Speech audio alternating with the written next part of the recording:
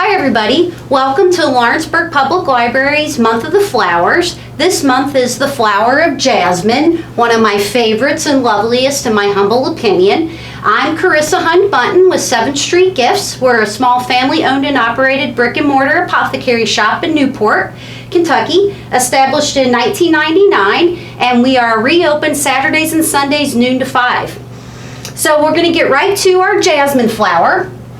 And in your kit, you're going to have an ounce of certified food-grade organic jasmine buds. And they're a really beautiful pale cream color, and you can tell that they haven't been opened yet. They were harvested just before they open up in the tight little buds. And then you'll also have your organic cotton muslin bag that you'll be able to use as a kitchen tool to strain for teas, and various other uses for infusing the flavor of jasmine into your cooking and home apothecary. So again, in your kit we have an ounce of jasmine buds, and then they are interchangeably used by flowers, but when you look them up and see them fresh when they're open, they're much more difficult to harvest and keep intact. So just to be specific, the jasmine flowers that you have are technically buds, so they were probably harvested just a day or two before they would bloom. Jasmine's nickname is the Queen of the Night, and that's because it doesn't open up or bloom until the dusk or the very beginning of evening. So it prefers a cool, dark environment to open up and bloom in.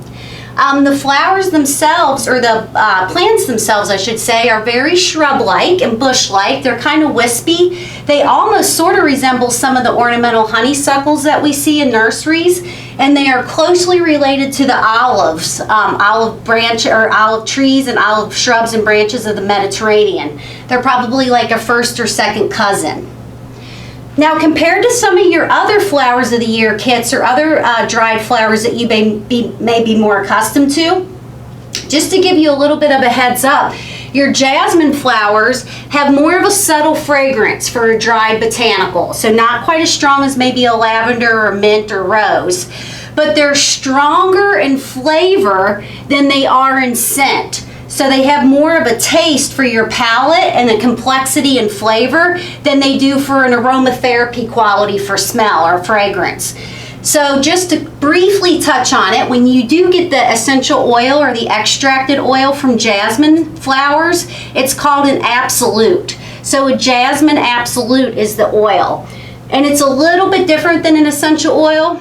We could pretty much do a whole talk just about the difference between absolute and essential oils. But it comes just pressed from the flower blossoms. It's highly expensive, very difficult to obtain, and very labor intensive. So not that it's not absolutely lovely and doesn't have an incredible fragrance, but the oil and the botanical are pretty different in this situation, where others kind of overlap and have more familiarity. So I like to think in a lot of cuisines, especially Eastern and Mediterranean dishes, like when we go to a nice restaurant or taste a flavor that we're not accustomed to, but it's really good.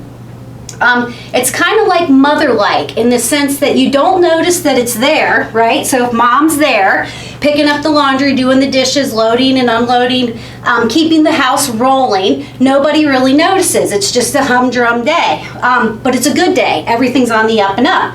Now you do notice if she's not there, right? Because all of a sudden the dishes are in the sink, the dogs haven't been fed, the laundry's stacked up, there's nothing in the oven for dinner. So that's how I feel jasmine is in flavor, specifically again in like Asian and Mediterranean cuisines. So you might order a dish or a rice or a tea and not really notice the floral complexity or be able to pick out the jasmine in the taste. But if you had the same dish that omitted the jasmine, it would seem off and it wouldn't taste the same and be as good. So ways that I'm going to encourage you to incorporate your jasmine flowers into your home apothecary in your own kitchen are through teas and tisanes, adding them to rice and other grains, and adding them to sugars and flours for baking. So how you would do a tea is, a lot of us are probably familiar with Jasmine Green Tea, and that's just a really nice high quality green tea that has the jasmine buds just exactly like what's in your kit added to it, and it just infuses that subtle yet complex flavor into the tea base that really alters just the plain green tea flavor. And if you'll remember from previous Year of the Flower talks and discussions, a tisane is basically a tea, but it doesn't have the Camellia sinensis, the tea plant in it, but you steep it and prepare it and consume it and drink it just as if it were a tea that did have the Camellia sinensis tea plant in it. So a tea would be an example of adding jasmine blossoms to typically and traditionally a green tea, but certainly you could add them to any tea that you have already, and if you're somebody who likes black tea, that's a-okay.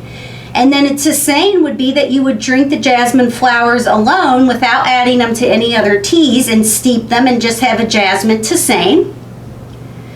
A lot of us are probably familiar again from Mediterranean, Eastern, and Asian cuisines, Jasmine Rice. And that's just a really nice, simple rice that has been infused with jasmine flowers, as it's allowed to store and stay dry. And then as you cook it, the heat releases the flavor and a little bit of the aroma and really ups the game with the flavor. I like to use jasmine flowers in other grains too, especially since grains can be kind of bland and maybe not everybody's favorite if you're trying to do more grains and maybe like a potato or a pasta. It's a good way to incorporate your jasmine blossoms, and again, just incorporate like a nice complex flavor. You can't really put your finger on it, but if it weren't there, it wouldn't be as good. And then sugars and flowers. This is a bit more of a European tradition, but it's a really good one. And when you incorporate jasmine flowers, these kind of flowers, into this kind of flour, a baking flour, you want to be sure you grind it and make it almost as fine as your flour, as much as you can. And then in a perfect world, if you have a flour sifter to add your dry ingredients into your baking bowls or your mixing bowls, that's ideal. However, if you don't, I wouldn't let it keep you from trying to make a dish with your jasmine flowers in it. So then we're going to talk about your ratios, and I'm going to give you just a quick little how-to with your incorporating of your jasmine blossoms. So if you want to grind into a mortar or pestle, or if you have a little food processor or any little kitchen gadget that you would already turn like a dry thing or something into a fine powder, then this is what you would want to use your tool for. And you would take a tablespoon. And you want a heaping tablespoon because these are really dry and fluffy. It's a super lightweight, how we've talked about violets and other flowers that dry to very lightweight. Jasmine's super similar. So you want a heaping tablespoon, and then you would add it to your mortar and pestle or whatever your kitchen gadget is, and you would want to grind it into a really fine powder, right? And you want to do this first. And then when your tablespoon of jasmine flowers are ground into a nice fine powder, you're going to add them to your cup of flour, or 8 ounces, same difference. And then for every cup that your recipe calls for, you would add a tablespoon of your ground jasmine, okay? And then you, again, just add it to your flour first, and you want to mix it in really well and blend those little petals and powder in. You don't want to have like little clumps or pockets of the flavor. And then you just make your recipe as you normally would. A regular sugar cookie, flour, or bread, cake, really anything. This is just an enhancement to give you like a new, more complex flavor. Then you can do the exact same thing with your sugar. I would not combine this ratio with flour and sugar. Let's say you are making like a shortbread recipe. I would choose one of the dry ingredients to enhance with your jasmine flowers, not both. So let's say your recipe called for 1 cup of flour and 2 cups of sugar. You would still just choose what you wanted to enhance and do your ratios one or the other, but not both. And then with your sugars, you do the same thing. You go on ahead and grind your blossoms separately into a really fine powder, or the very best that you possibly can. And then what I like to do, if I can and have time, is add my sugar. This is different with the flour, to the ground up dried jasmine blossoms, and then kind of grind and combine them together. And you sort of want to make your sugar just a little less grainy than typical and enhance it with those petals into it. It kind of, it's hard to explain, but it breaks those crystals and the granules of the sugar, and it gives it, I feel like, just a better pop and a better texture when you eat. So again, any recipe that you normally have, you can add a tablespoon of your finely ground flowers to a cup or 8 ounces, same difference, of flour and or sugar. And it is important that you grind them into a powder because these aren't super palatable on their own when they hydrate, and if you keep them whole and intact, I think a lot of people would be turned off by the texture and the way that they mix into the flour bases and things of that nature. Another way to do it is to make your tisane, and remember that is just a way to have the flour without any tea, so just basically a jasmine tea. And you would use a teaspoon, okay? And again, you want a heaping teaspoon because these are dry and fluffy, and we all know a teaspoon's not much, but this is a really potent flavor, and when it gets introduced to ghee, it really brings it back to life. To about 8 ounces of boiling water. You could also do 6 ounces, you know, your standard teacup, but you don't need very much of your jasmine flour to get a good flavor. Now, if you're a loose tea drinker and you've got loose tea, green, black, really whatever, or it could be other botanicals such as your roses or peppermints, things of that nature, you add a half of a teaspoon to 1 ounce of your loose tea. And then with like the Jasmine Green Teas that are so popular, that's all they are, is just a really nice high quality loose leaf banca leaf or good green tea. And then they just add the jasmine flowers to it and let the flavor infuse. If you are a loose tea drinker, many of us may have tried the super fancy jasmine pearls, green tea pearls. And those are pretty expensive but lovely, and then those are just a green tea leaf picked raw, or not raw, but fresh and really juicy still, and then the jasmine bud put in it, and then they literally roll the bud into the tea leaf, make these teeny little like pellet or like tiny marbles, and then you drop 2 or 3 of those in and they open up and give you the same idea. So if anybody's ever heard of jasmine green pearls, it's the same thing, and the flour in your kit would give you the same flavor. Then, if you would like to do it with your grains, this is super easy. So like your jasmine fried rice, and you don't have to, or brown rice, you don't have to go and buy the expensive basmati or the Indian jasmine if you've got your flours. You can use just a super quick cook, like got home just making dinner in 30 minutes. And then even like the quinoa, I've never said it right. I've eaten it for years and I called it quinoa for about 15 years, but I guess I said it wrong. But I figured if you ate it, you could call it what you wanted. You can add the jasmine blossoms to either grains or other grains like orzos, other fancy rices, farro, and it really gives it a pop and kind of takes that blandness out. Again, especially if you're trying to incorporate more whole grains in as your starch with your meals versus a potato or a pasta.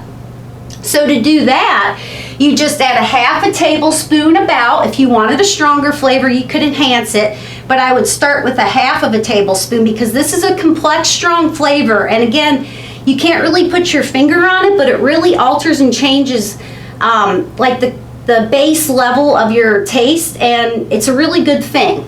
So you would just use a half of a tablespoon to a cup of your grains. So let's say you're gonna make 2 cups of rice, right? Just for dinner. You would add a full tablespoon of your jasmine blossoms to that. And then I mix it right in with my grains. I might kind of stir it in my measuring cup a little bit just to incorporate the blossoms. And with this, you do not have to grind them like with the flour or the sugar.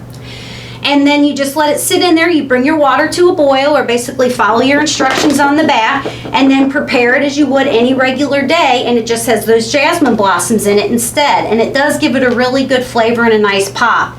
Same with any of the other grains.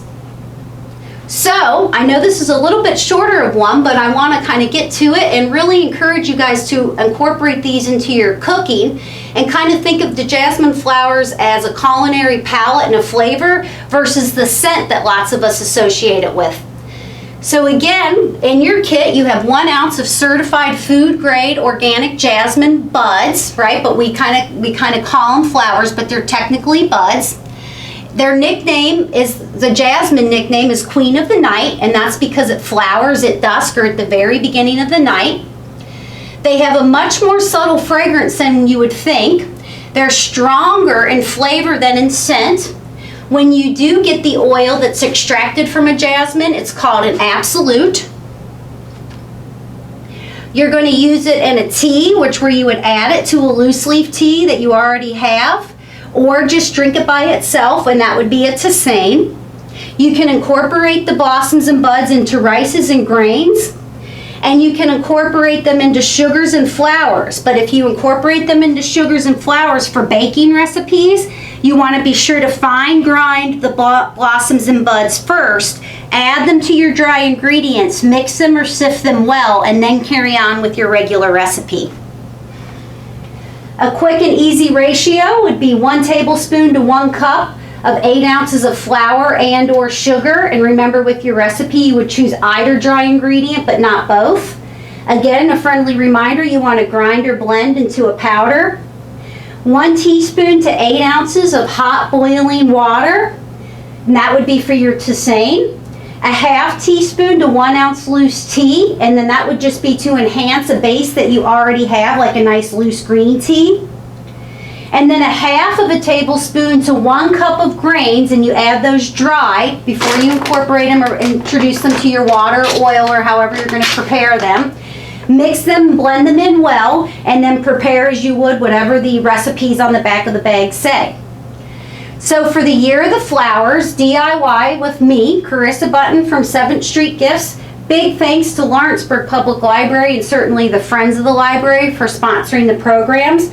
And most of all, you for expressing interest and checking out your kits and bringing these things home and experimenting with new botanicals and flowers in your kitchen and home apothecary. So have a great summer, enjoy the sunshine, and we'll see you next month for calendula or calendula, also called pot marigold.